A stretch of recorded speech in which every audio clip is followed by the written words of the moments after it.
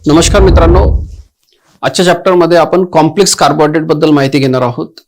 Doctor PM nutrition plan मध्ये आपण विविध टॉपिक्सवर आपण चर्चा केलेली आहे. त्यामध्ये आपण फायबर, प्रोटीन्स, फॅट्स, यानंतर फ्रूट्स. आता या चॅप्टरमध्ये आपण कॉम्प्लेक्स कार्बोहायड्रेट बद्दल बघणार आहोत की कॉम्प्लेक्स कार्बोहायड्रेट आपल्याला कोणत्या अन्नपदार्थामधून मिळतात आणि त्यांचं प्रमाण किती घ्यायला पाहिजे, कोणते कॉम्प्लेक्स कार्बोहायड्रेट आपण खाल्ल्याने त्याचे विविध लाभ काय होतात आपल्या शरीराला, हे सुद्धा आपण इथे बघणार आहोत. तर मित्रांनो, खास करून कार्बोहायड्रेट बद्दल हे बोलल्या जातं की कार्बोहायड्रेटचे बरेच दुष्परिणाम होतात. तर त्यामध्ये सत्य आहे की जास्त प्रमाणात कार्बोहायड्रेट खाल्ल्याने आणि सिंपल कार्बोहायड्रेट खाल्ल्याने त्याचे विविध दुष्परिणाम होतात. परंतु योग्य प्रमाणामध्ये आणि चांगल्या सोर्सेसमधून, चांगल्या अन्नपदार्थामधून कॉम्प्लेक्स कार्बोहायड्रेट घेणे हे शरीरासाठी आवश्यक आहे. तर काही पेशंट जे येतात ते म्हणतात की आम्ही कार्बोहायड्रेट खाणे पूर्णपणे सोडलेलं आहे किंवा कमी केलेलं आहे, खूप कमी प्रमाणात खातो. तर त्यामध्ये त्यांना काय होतं की थकवा, चिडचिड, एकाग्रतेचा अभाव, त्यांना सतत काहीतरी खाण्याची इच्छा होत राहते. तर यामुळे कार्बोहायड्रेटचं सेवन एकदम कमी करणं हे हितकारक नाही. कारण सुरुवातीला जेव्हा माझं वजन जास्त होतं आणि शुगर, BP, थायरॉइड हे इश्यूज जेव्हा होते तेव्हा सुद्धा मी सुरुवातीला कार्बोहायड्रेट्सचं सेवन खूप कमी केलं होतं. परंतु त्यामुळे काय व्हायचं की थकवा लवकर जाणवायचा आणि काम करण्याची इच्छा जी असते, डेली आपल्या ज्या ऍक्टिव्हिटीज आहे त्या करताना थकवा जाणवायचा. तर आपण जे एकदम लो कार्बोहायड्रेट डाएट हे नेहमीसाठी करू शकत नाही. त्यामुळे संतुलित आहार, कार्बोहायड्रेटचं आपल्या आहारामध्ये योग्य प्रमाण ठेवणं हे आरोग्यासाठी जास्त हितकारक आहे. आता हे साधे कार्बोहायड्रेट्स म्हणजे सिंपल कार्बोहायड्रेट्स काय आहेत? सिंपल कार्बोहायड्रेट्स यांची जी संरचना असते, रासायनिक संरचना, ही एकदम साध्या स्वरूपाची असते आणि आपण यांचं सेवन केल्यानंतर काय होतं की हे ताबडतोब यांचं पचन होतं आणि आपल्या रक्तातील साखरेची पातळी वाढते. हे रक्तातील साखरेची पातळी वाढली की मग इन्सुलिनचा स्पाइक तयार होतो आणि मग ही साखरेची पातळी एकदम खाली येतात. त्याला एनर्जी क्रायसिस आपण म्हणतो. तर ही साखरेची पातळी जास्त वाढल्यामुळे तुमचा जो पॅनक्रियाज आहे, स्वादुपिंड आहे, त्याला जास्त काम करावं लागतं आणि जास्त प्रमाणामध्ये इन्सुलिनचं स्रवण करावं लागतं. यामुळे हळूहळू इन्सुलिन रेजिस्टन्स होतो आणि पुढे जाऊन टाईप 2 डायबिटीस होतो. तर त्यामुळे आपल्याला साध्या कार्बोहायड्रेटचं सेवन हे टाळायला हवं. या ठिकाणी आपल्याला कॉम्प्लेक्स कार्बोहायड्रेटचं सेवन करायचं आहे. तर हे सिंपल कार्बोहायड्रेट्स कशामधून मिळतं? हे रिफाईन साखरची असते, साखर आपण खातो, ते सिंपल कार्बोहायड्रेट आहे. यानंतर प्रक्रिया केलेले अन्न आहे, जे बेकरी प्रोडक्ट्स आहे, ब्रेड आहेत, पाव आहे, बिस्किट्स आहे, टोस्ट आहे, खारी आहे, हे सर्व सिंपल कार्बोहायड्रेटचे सोर्सेस आहेत. चॉकलेट्स, मिठाई, यानंतर पांढरा तांदूळ, पेस्ट्रीज, केक, हे सर्व आरोग्यासाठी हितकारक नाहीत. तर कारण यामुळे काय होतं, इन्सुलिन रेजिस्टन्स तयार होतो आणि डायबिटीजचा धोका वाढतो.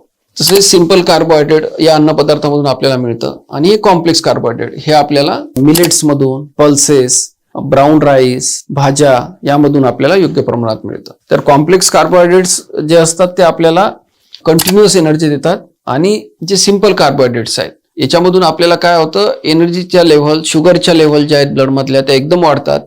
आपल्याला थोड्या वेळासाठी एकदम चांगलं वाटतं, परंतु नंतर मग एकदम थकवा आणि चिडचिड व्हायला सुरुवात होते जेव्हा शुगरच्या लेव्हल्स खाली जातात. त्यामुळे कॉम्प्लेक्स कार्बोहायड्रेट हे ऊर्जेचे चांगले स्रोत आहेत. यामध्ये चांगल्या प्रमाणामध्ये फायबर आणि जे मिनरल्स आहे हे सुद्धा असतात. त्यामुळे आरोग्याला विविध लाभ होतात. तर याची सोर्सेस काय? संपूर्ण धान्य म्हणजे गहू आहे. मैदा हे सिंपल कार्बोहायड्रेट आहे, कारण गव्हाचं जे आवरण काढून मैदा तयार केला जातो. मैदा आणि मैद्यापासून बनवलेले पदार्थ हे सिंपल कार्बोहायड्रेट आहे, हे टाळायला हवे. गहू आहे, हे आपण योग्य प्रमाणामध्ये खाऊ शकता. नंतर भरड धान्य म्हणजे मिलेट्स. यामध्ये ज्वारी आहे, बाजरा आहे, यासारख्या ज्या विविध मिलेट्स आहे. ब्राऊन राईस हा कॉम्प्लेक्स कार्बोहायड्रेट आहे आणि जो प्रोसेस केलेला राईट आहे, म्हणजे ज्याचं जे बाहेरची कव्हर आपण काढून टाकतो. त्यानंतर जो व्हाईट राईस, पांढरा तांदूळ जो होतो व्हाईट राईस, तर हा पांढरा तांदूळ आहे, आरोग्यासाठी चांगला नाही आहे. यानंतर ओट्स आहे, हे कॉम्प्लेक्स कार्बोहायड्रेट आहे. कडधान्य, भाज्या यामधून सुद्धा आपल्याला चांगल्या प्रमाणामध्ये कॉम्प्लेक्स कार्बोहायड्रेट मिळतात.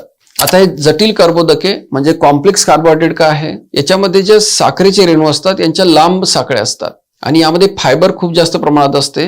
त्यामुळे यांचं सेवन केल्यानंतर यांचं पचन व्हायला वेळ लागतो आणि पचन हळूहळू झाल्यामुळे काय होतं, त्यामधून जी साखर आहे हळूहळू आपल्या रक्तामध्ये शोषल्या जाते आणि आपल्याला कंटिन्युअस एनर्जी मिळत राहते. शरीराला लागणारी जी एनर्जी आहे, ऊर्जा आहे, ती निरंतर सतत मिळत राहते. यामुळे कॉम्प्लेक्स कार्बोहायड्रेटचे सेवन हे आरोग्यासाठी हितकारक आहे. जर आपण बार्ली पाहिलं तर बार्ली जे आहे, जव गहू आपण जो म्हणतो, याचा ग्लायसेमिक इंडेक्स हा खूप कमी आहे, 28 आहे. तर जे शुगरचे डायबिटिकचे पेशंट आहेत, मेटाबॉलिक सिंड्रोमचे पेशंट किंवा ज्यांचं वजन जास्त आहे, या लोकांसाठी बार्ली हा एक चांगला अन्न घटक आहे. आपण जर बघितलं तर डाळिंबमध्ये कॉम्प्लेक्स कार्बोहायड्रेट असतात, यामध्ये प्रोटीन सुद्धा असतात आणि कॉम्प्लेक्स कार्बोहायड्रेट सुद्धा आपल्याला मिळतात. जवळजवळ 50% कॉम्प्लेक्स कार्बोहायड्रेट असतात आणि 20 ते 25% आपल्याला प्रोटीन्स मिळतात. यानंतर ब्राऊन राईस आहे, याचा जो ग्लायसेमिक इंडेक्स आहे हा 50 आहे. डाळींचा ग्लायसेमिक इंडेक्स हा 30च्या आजूबाजूला असतो. पूर्ण जी गव्हाची पोळी आहे म्हणजे होल व्हीट आपण जे म्हणतो त्याचा ग्लायसेमिक इंडेक्स हा 52 आहे. ओट्सचा ग्लायसेमिक इंडेक्स 55 आहे. जो बासमती तांदूळ असतो त्याचा 60 आहे आणि पॉलिश केलेल्या तांदूळाचा ग्लायसेमिक इंडेक्स हा खूप जास्त असतो, हा 73 असतो. पांढरा ब्रेडचा 75 असतो. त्यामुळे हे पदार्थ आपण आपल्या जेवणामध्ये टाळायला हवे. आता मिलेट जर बघितले आपण, यामध्ये जसं रागी आहे याचा ग्लायसेमिक इंडेक्स 54 आहे. फॉक्सटेल मिलेट 50, ज्वारी 62, बाजरी 55. तर ज्या मिलेट्स आहेत त्याचा ग्लायसेमिक इंडेक्स हा कमी असतो. जर पांढऱ्या तांदूळासोबत याला आपण तुलना केली तर त्याचा जवळजवळ 73 आहे. तर हे जे कॉम्प्लेक्स कार्बोहायड्रेटचे सोर्सेस आहेत जसं नाचणी, ragi, barnyard millet, foxtail millet, little millet, kodo millet, बाजरी, तर यांच्यामध्ये फायबर सुद्धा असते आणि मिनरल सुद्धा चांगल्या प्रमाणामध्ये असतात. आणि जेव बार्ली याचा जो ग्लायसेमिक इंडेक्स हा 28 आहे.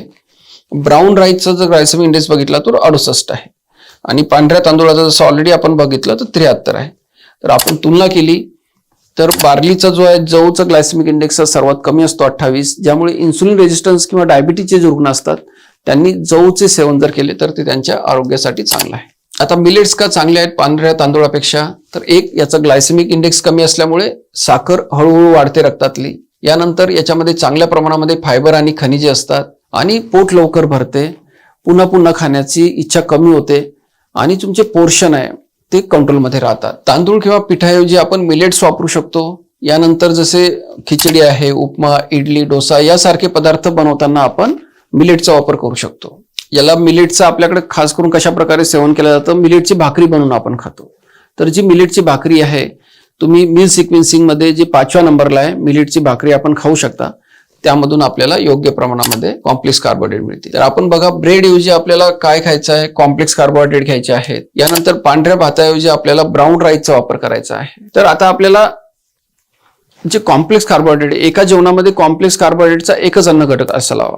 जर आपण हा सडीचा तांदूळ ज्याला ब्राऊन राईस आपण म्हणतो जर खाल्ला तर त्यामध्ये आपण गव्हाची पोळी नाही खायची आहे किंवा भाकरी नाही खायची आहे. तर एका जेवणामध्ये भाकरी किंवा गव्हाची पोळी किंवा ब्राऊन राईस याचं सेवन आपल्याला करायचं. यामध्ये मिलेट जर बघितले जसं भरड धान्य आहे, हे आरोग्यासाठी श्रेयस्कर आहे. आता जो आपला डॉक्टर PM न्यूट्रिशन प्लॅन आहे याच्यामध्ये आपण जो जेवणाचा क्रम बनवलेला आहे, कोणते पदार्थ अगोदर खायला हवे, त्यांचा क्रम कसा असायला हवा, तर एकदा आपण तो पुन्हा रिवाइज करून घेऊ. यामध्ये 1 नंबरला आपल्याला फायबर्स खायचे आहेत. त्यामध्ये सलाद आणि पालेभाज्या यांचं सेवन करायचं आहे. यानंतर 2 नंबरला प्रोटीनचं सेवन करायचं आहे. 3 नंबरला हेल्दी फॅट्स, 4 नंबरला फळे आणि 5 नंबरला कॉम्प्लेक्स कार्बोहायड्रेटचं सेवन करायचं आहे. तर यामध्ये कॉम्प्लेक्स कार्बोहायड्रेटचं प्रमाण, आपली जी थाळी आहे जेवणाची त्याचा 1/4 भाग आपल्याला हा ठेवायचा आहे. म्हणजे 1/4 हा भाग आहे हा कॉम्प्लेक्स कार्बोहायड्रेटने भरलेला असावा, 25%. आता जसे संपूर्ण धान्य आहे तर यामध्ये क्विनोवा, बार्ली हे पदार्थ आपल्याला निवडायचे आहेत. कमी प्रक्रिया केलेला तांदूळ आपल्याला घ्यायचा आहे. पांढऱ्या तांदूळाऐवजी ब्राऊन राईसचं सेवन करायचं आहे. रोल्ड ओट जे आहे यांचं सेवन आपण करू शकता. कडधान्य यामधून सुद्धा आपल्याला चांगल्या प्रमाणामध्ये कॉम्प्लेक्स कार्बोहायड्रेट मिळतात.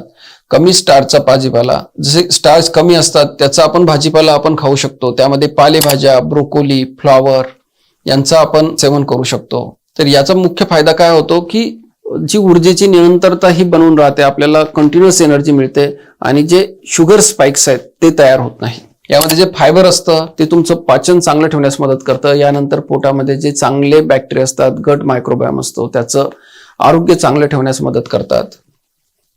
आता कोणते कमी करायचे आपल्याला कार्बोहायड्रेट्स, तर ज्याचा ग्लायसेमिक इंडेक्स जास्त आहे आणि रिफाईन कार्बोहायड्रेट. रिफाईन कार्बोहायड्रेट्स त्यालाच आपण सिंपल कार्बोहायड्रेट्स म्हणतो आपण.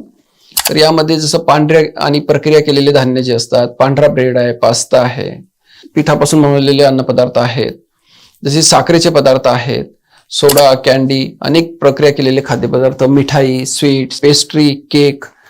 जर आपण थाळी बघितली, तर थाळीमध्ये आपल्याला काय घ्यायचं आहे, 50% आपल्याला सलाद आणि भाजीपाला घ्यायचा आहे.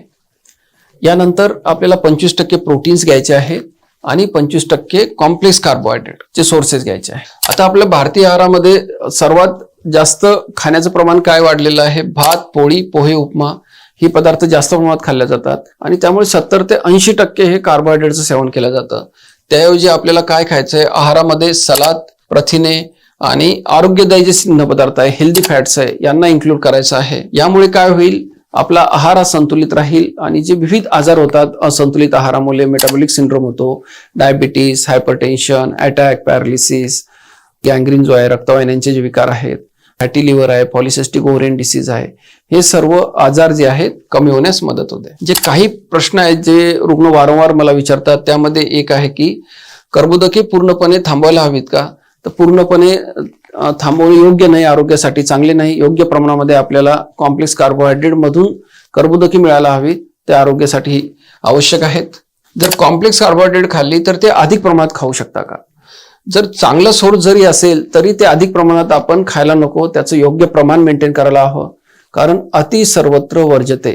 चांगल्या गोष्टी सुद्धा आपण जास्त प्रमाणात खाल्ल्या तर त्या आरोग्याला नुकसान करू शकतात. तर संतुलित प्रमाणामध्ये आपल्याला त्याचं सेवन करायचं आहे. भात खाल्ल्यानंतर झोप का येते?